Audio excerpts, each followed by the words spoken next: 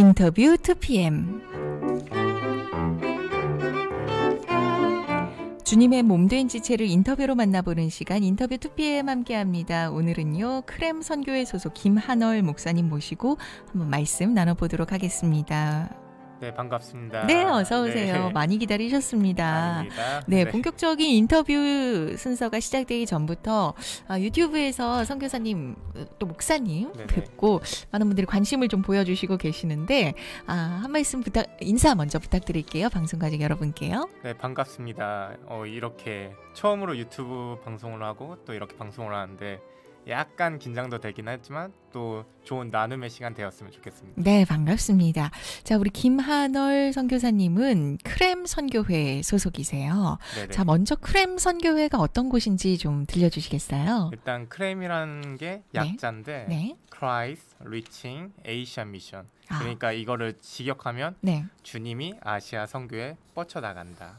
이런 뜻이고 저희는 아시아를 중심적으로 이렇게 네. 선교를 하고 있는 단체입니다. 아, 그러셨군요. 네. 우리 선교사님은 원래부터 좀 선교에 뜻이 있으셨는지.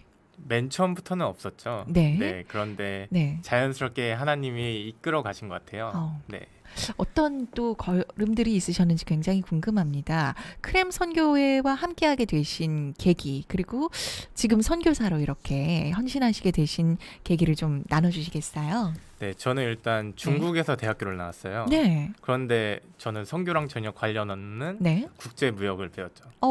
국제무역을 전공하신 이유가 있으실 것 같아요. 그때는 좀 사업 같은 게 하고 싶었어요. 사업. 그래서 나중에 돈을 좀 많이 모아서 네. 나중에 이제 그 돈으로 가난한 사람을 좀 도와주고 싶다. 이런 생각은 있었지만 직접적으로 내가 선교를 해야겠다 이런 생각은 그 당시에는 안 했던 것 같습니다. 네.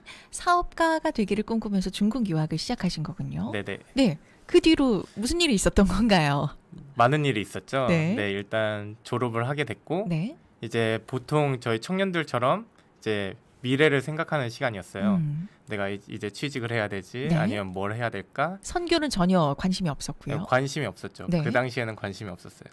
네. 그런데 이제 그 시기에 이제 부모님께서 처음 이제 선교를 하시겠다고 결심을 하신 시간이었어요. 아, 대학 재학 중이에요? 졸업할 시기. 졸업할 시기에. 네. 예. 그래서 나도 어떻게 하지 하다가 아버님께서 이제 네. 미국을 한번 가봐라. 네. 그리고 미국에 우리가 속해 있는 선교단체에서 한번 일을 해보는 게 어떠냐. 그래서 무작정 가게 된 거예요. 미국에. 네, 선교에 대한 그때까지는 마음이 확고하진 않았던 것 같아요. 네. 그러면서 이제 선교회에서 이제 일을 하면서 이 일들이 너무 값지는 거예요. 이제 여러 아시아 나라에 있는 아이들이나 여러 불쌍한 사람들을 돕는 일이고, 네. 내가 내 미래를 생각했을 때 그 사람들한테 나의 인생을 걸어도 너무 가치 있는 일이고 하나님께서 보기 좋은 일이겠구나 생각을 했습니다. 그러셨군요.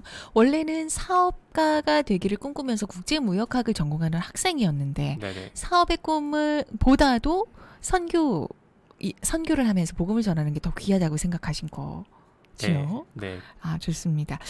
이런 결심에 여러 가지 영향이 있으셨겠지만 또 부모님 두 분, 아버님, 어머님께서 귀한 선교를 지금도 감당하고 계시는 선교사님이세요. 네네. 또 그런 부분도 영향이 있었을 것 같은데 네. 어떠신가요? 여기 댓글에도 보니까 네. 너무 많은 분들이 이제 네. 부모님이 음. 이제 나의 언더우드다 이런 말씀을 많이 하셨는데 네. 저도 비슷한 것 같아요. 네.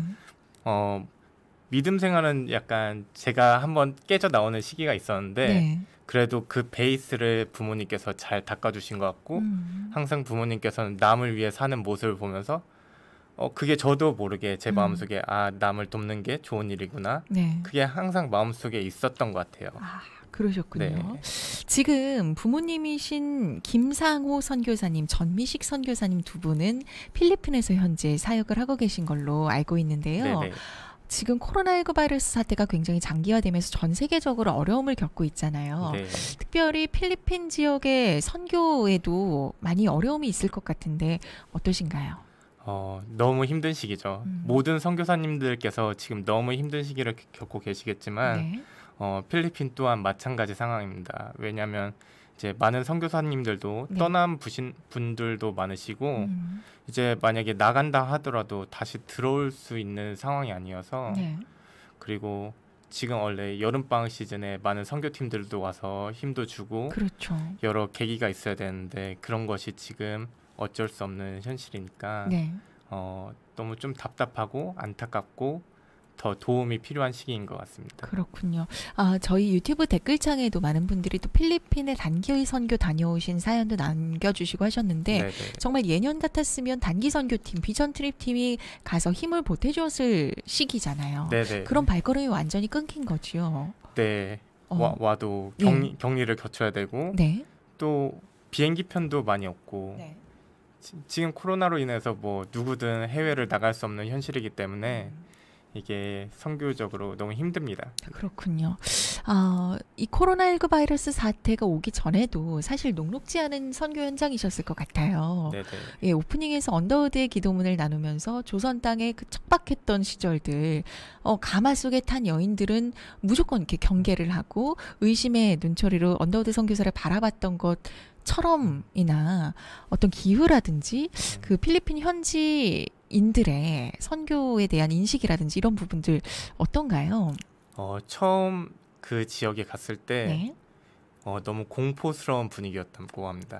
부모님께서요? 네. 왜냐하면 이제 그 사람들은 외부인에 대해서 네. 되게 적대적이고 또 거기는 총기도 가지고 있어서 필리핀이요? 네, 네. 언제 또 사고가 날지도 모르고 또 외부인이니까 이제 무섭기도 하게 저희도 무섭지만 그 네. 사람들 입장에서도 무서울 수도 있고 그래서 처음 그 지역에 갔을 때는 엄두가 안 났다고 합니다. 네. 그리고 그 지역은 처음에 갔을 때 많은 선교사들이 네. 또 말리는 지역 중에 하나였어요. 네. 지금 계신 두 부모님이신 전미식 김상우 선교사님 계신 지역이 어딘가요? 네, 바콜이라는 지역입니다. 바콜? 네, 네. 필리핀에서 다리를 건너면 네. 있는 지역인데 네.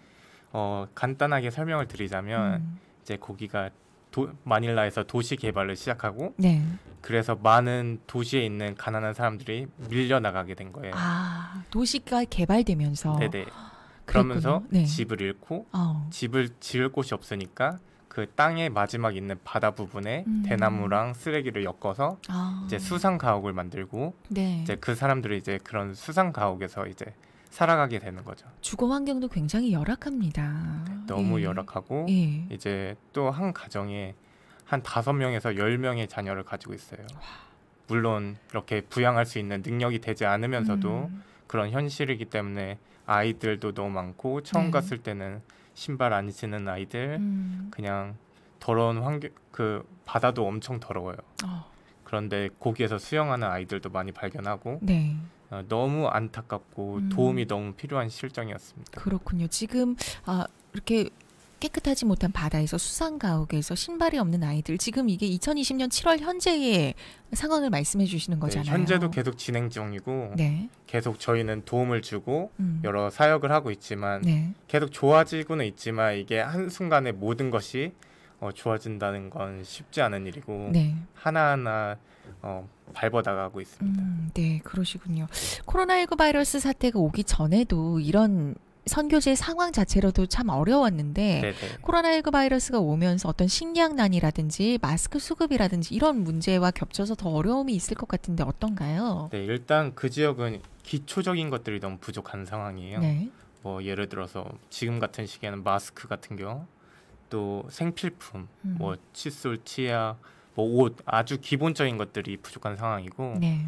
그래서 지금은 저희 아버님께서는 지금 필리핀에 남아 계십니다. 네. 그래서 4개월 동안 이제 940 가정한테 쌀 3kg씩 네. 그리고 라면 2봉지 이렇게 일주일에 한 번씩 나눠주는데 그것 또한도 이제 아이들이 많기 때문에 이제 너무 부족한 현실이죠. 그렇군요. 네. 특별히 필리핀에서 선교 사역을 하시면서 두 분 선교사님께서 어린아이들을 좀 먼저 도와주시고 계시다는 말씀을 들었습니다. 네. 또 특별히 이렇게 하시는 이유가 있으신지 그리고 또 어떤 열매가 있으셨다면 어떤 부분들이 있으셨을지 좀 들려주세요. 네, 일단 처음에 저희 부모님께서 선교를 시작하신 건 중국과 북한 사역이신데 네. 2년 만에 이제 추방당하게 되셨어요. 그러면서 이제 기도로 네. 하나님께서 나를 어느 길로 인도하실까 생각하는 도중에 이제 제자분이었던 한 분께서 필리핀에서 선교를 하고 계신데 네. 한번 방문을 했으면 좋겠다. 그래서 방문을 하게 되었고 네. 또 택시를 타고 우연히 가는 길에 지금 사역지를 보게 된 거예요. 그래서 한번 여기를 걸어보고 싶다. 네. 그래서 무작정 그냥 택시한테 여기 좀 내려주세요 하고 걸으면서 이렇게 집을 방문하고 하는데 네. 어떤 아주머니 분을 만나셨다고 합니다. 네. 그러면서 아주머니께서 이렇게 얘기를 하다가 하시는 말씀이 자기는 자녀가 10명인데 한 명은 내 품 안에서 굶어 죽었고 9명은 지금 같이 키우고는 있지만 학교도 아무도 못 다니고 있고 그래서 저희 아버지한테 제발 좀 도와달라고 당신이 누군지는 모르겠지만 네. 좀 우리를 좀 도와줬으면 좋겠다 이런 말이 있었고 네. 아버지께서는 그 여자분을 통해서 이게 하나님께서 나한테 부르심을 하는 거구나. 그래서 한 달 만에 이제 트렁크 2개를 갖고 이제 선교지로 가십니다. 그러시군요. 그래서 네. 더 아이들한테 더 집중하고 있고 거기엔 또 너무 많은 아이들이 네. 살고 있기 때문에 네. 그 아이들을 위해서 더 봉사하고 사역을 집중하고 있는 것 같습니다. 그러시군요. 네. 아버님 되시는 김상호 선교사님께서 중국에서 선교 활동을 하시다가 추방당하신 후에 네. 또 금식하며 기도하신 기간이 있으셨다고 들었습니다. 네. 예. 한 2달 가까이 네. 산에도 올라가시고 기도하시고 좀 제가 봤을 땐 절망스러웠을 거예요. 네. 왜냐하면 선교지에 떠나기 전에 모든 걸 다 포기하고 떠난 건데 거기에서 이제 추방을 당하시니까 네. 내가 어디로 갈지도 모르겠고 그런 인간으로서의 불안함 네. 그런 것들이 공존했다고 하지만 이제 기도로서 하나님께서 길을 열어주신 것 같아요. 네. 네. 그때 그 자녀를 10명 두었다던 너무나 절박했다던 그 여인을 만나게 하시고 네. 그를 통해서 또 이 필리핀 땅을 품게 하신 것 사실은 정말 사람의 마음으로 인간적인 마음으로는 거의 불가능에 가까운 일이잖아요. 네. 정말 하나님께서 필리핀에 있는 영혼들을 사랑하시는구나 이런 생각을 다시 한번 좀 해보게 됩니다. 예, 주님의 몸된 지체를 인터뷰로 만나보는 시간 인터뷰 2PM 오늘은요. 크렘 선교회의 김한월 선교사님 모시고 함께 선교지 이야기, 선교 상황 이야기 나눠보고 있습니다.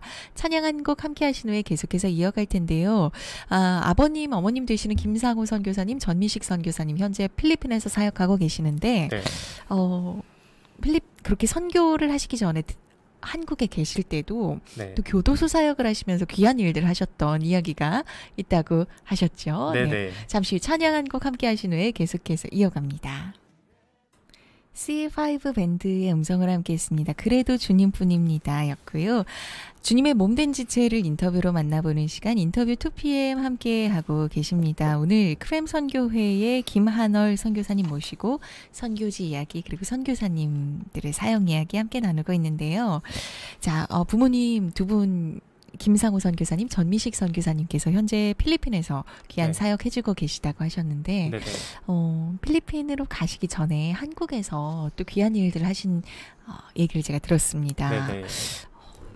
교도소 사역을 하셨다고요? 네, 교도소 선교는 한 20년 하신 것 같아요. 20년이요. 네. 네. 그래서 대전 충청권 위주로 네. 뭐 대전교도소, 공주교도소, 청주교도소, 청주여자교도소 네. 네, 이런 식으로 해서 이제 대전을 중심으로 이제 재소자들의 신앙을 위해서 이렇게 설교도 하시고 네. 장기수들 제자 양육도 하시고 이렇게 여러 가지로 도움을 많이 주었습니다. 그러셨군요. 네. 부모님 두 분께서 이렇게 교도소 사역을 하시면서 어떤 말씀들 또 하셨나요? 또 품으시는 영혼들에 대해서 어떻게 말씀하시던가요?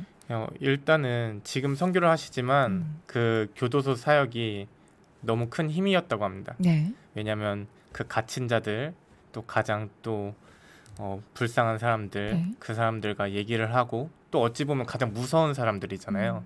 그 사람들과 얘기를 하고 그 삶을 통해서 이제 필리핀에 가서도 무서운 환경이지만 그 훈련 과정에서 더 담대함을 주시고 네. 지금 이렇게 더 열심히 선교까지 나가신 것 같아요. 그러셨군요. 네. 제가 듣기로는 교도소 사역을 하시면서 출소한 재소자들이 갈 곳이 없을 때 네. 가정에서 직접 재워주셨다고 들었는데 사실인가요? 네, 저희 집에서 잔 적도 있었고 생각나는 분 계세요? 너무 어릴 때였던 것 같습니다. 네. 그런데 이제 시간이 좀 흐르고 네. 이제 삶을 자리 잡으시고 이렇게 만난 적도 있고 네. 그래도 다들 주님 안에서 잘 살고 계신 모습을 보니까 그게 너무 큰 축복인 것 같습니다. 너무 감사하네요. 또 정말. 이제 또 예. 반대로 된 게 그때는 이렇게 그 사람들을 위해서 도와줬지만 네. 지금은 이제 선교하시니까 반대로 그분께서 적은 돈이라도 네. 이렇게 후원을 하게 되는 또 연결고리가 된 것 같아요. 그러셨군요. 네. 참 이렇게 잘하게 하시는 주님의 손길을 다시 한번 느끼면서 주님을 찬양하지 않을 수가 없습니다. 네네. 그때 도움을 받으셨던 분 입장에서는 정말 너무나 귀한 도움이셨을 것 같아요. 오갈 데 없는. 그렇습니다. 좋아요. 지금 크렘 선교회 소속 김한월 선교사님 모시고 말씀 나눠보고 있습니다. 부모님 되시는 전미식 선교사님, 김상우 선교사님 선교를 하시기 전에는 한국에서 교도소 사역을 20여 년 하셨다고 하셨는데 사실 그런 생각을 해봅니다. 교도소에 계신 분들 혹은 아니더라도 우리도 사실은 똑같지 않나 생각을 해봅니다. 똑같은 죄인이잖아요. 네, 네. 하나님 앞에서 어쩌면 그들은 더 순수한지도 모르겠다 이런 생각을 또 해보기도 하는데 그래도 우리 마음에 인간적인 마음에 어떤 편견이라든지 그런 마음이 있을 수 있는데 그 영혼을 귀하게 품으시는 마음도 주님께서 주셨겠구나 다시 한번 생각을 또 해봅니다. 자, 김상우 선교사님 그리고 전미식 선교사님 필리핀에서 사역하시는 이야기로 다시 좀 돌아가서 말씀 나눠보고 싶은데요. 네. 특별히 재정적인 부분이 많이 어렵다고요. 네, 힘들고 있습니다. 왜냐하면 지금 같은 경우는 특별 위기 상황이잖아요. 네. 그래서 저희 교회에 다니시는 이제 성도들 빼고도 이제 그 지역에 있는 많은 불쌍한 사람들도 같이 도와야 되니까 이 940가정이라는 게 엄청 큰 숫자잖아요. 세대 수가 940가정이라는 거죠. 그래 한 가정에 여러 아이들이 있으니까 그걸 또 쌀을 사서 하나하나씩 나눠줘야 되고 이게 재정적으로도 너무 힘든 시기지만 또 어쩌면 또 이렇게 생각합니다. 이제 코로나 시기에 모두가 힘든 시기지만 어느 한 부분에서는 이제 복음이 더 크게 시작될 수 있는 시기라고 생각하고 어떤 점에서요? 또 이제 믿지 않는 사람에게 이럴 때 더 위기의 상황에서 교회가 나아갈 수 있잖아요. 그래서 이 시기에 믿지는 않지만 도와줌으로써 하나님의 사랑을 한 번 더 느낄 수 있는 계기를 줄 수 있고 또 이 사람들이 교회에 나올 수 있는 한 발걸음을 이제 나갈 수 있게 이끈 거기 때문에 이것 또한도 연결고리라고 생각해요. 네. 그렇군요. 모두 다 위기라고 하지만 또 김하늘 선교사님 이 속에서 기회가 될 수 있는 것들을 또 하나님께서 보여주시는 것 아닐까 생각을 해보게 됩니다. 김하늘 선교사님께서 개인적으로 부모님 되신 두 분 김상우 선교사님, 전미식 선교사님 떠오르시면서 이제는 영상통화를 하시면 얼굴에 주름도 보이시고 전부 다 많이 힘드실 텐데 들어오세요 이런 마음이 또 있으셨다고 하셨어요. 네. 일단은 그 사역지가 나날이 이제 변화하는 모습을 보여서 너무 기쁘고 또 저희 아이들을 후원해 주시는 분들도 계신데 이제 그분들이 보기에도 너무 좋은 소식인데 이제 저는 이제 자녀로서 선교사님의 자녀로서 아들된 마음으로 영상 통화를 하면 너무 좀 안타깝습니다. 왜냐면 어떤 점이요? 일단은 지금 사역하신 지 6년이 되었는데 일단 얼굴이 좀 검게 타셨고 필리핀의 자외선이 또 얼마나 강하겠습니까? 햇빛도 세고요. 또 어머니 같은 경우는 살이 너무 빠져가지고 또 얼굴에 또 주름도 너무 늘은 모습을 보니까 너무 안타깝고 아들 된 마음으로 이게 좀 두 가지가 공존하는 것 같아요. 이제 선교사님으로서 이렇게 많은 사람들에게 복음을 전하고 힘을 주고 이런 거는 너무 하나님께서 보시기에도 너무 아름답지만 이제 인간으로서는 너무 안타까운 것 같아요. 나이가 드셔서 선교지에 가셔서 예배 드릴 때는 힘을 내서 하시지만 이제 집에 와서 녹초가 된 모습을 보면 그게 너무 안타깝고 그렇기 때문에 이제 여러분들의 기도와 여러 도움들 그리고 나중에 코로나가 끝났을 때 이렇게 많이 선교팀들이 와서 도움이 필요한 것 같습니다. 그러시군요. 정말 그냥 힘이 남아돌아서 하시는 게 아니라 이렇게 몸을 몸 바쳐 마음 바쳐 네. 필리핀에 있는 영혼들을 품고 계신다라는 생각을 다시 한번 해봅니다. 귀한 두 분 선교사님, 필리핀에서 사역하고 계시는 김상호 선교사님, 전미식 선교사님, 그리고 아드님 되신 오늘 김한을 선교사님 자리에 모셨는데요. 네. 여러분들 선교사님들을 위해서 하시는 사역 위에 함께 기도해 주시고 또 품고 계신 영혼들을 위해서도 함께 기도해 주시면 좋겠습니다. 네. 코로나19 바이러스 사태에서 더 아름다운 복음의 꽃이 피기를 함께 기도하겠습니다. 오늘 준비된 순서는 여기까지고요. 네. 네, 인터뷰 2PM 여기서 인사드립니다. 선교사님 감사합니다. 네, 감사합니다.